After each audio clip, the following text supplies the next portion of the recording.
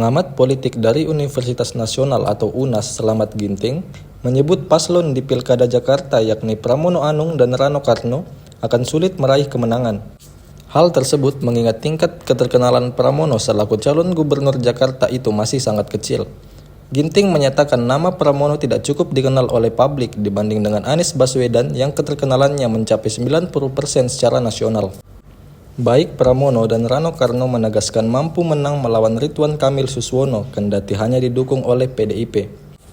Untuk PDIP, Ginting menyatakan peluang untuk menang di Jakarta sangat sulit ketimbang di Jawa Tengah, mengingat PDIP mengusung mantan Panglima TNI Jenderal TNI Purnawirawan Andika Perkasa dan Hendrar Prihadi.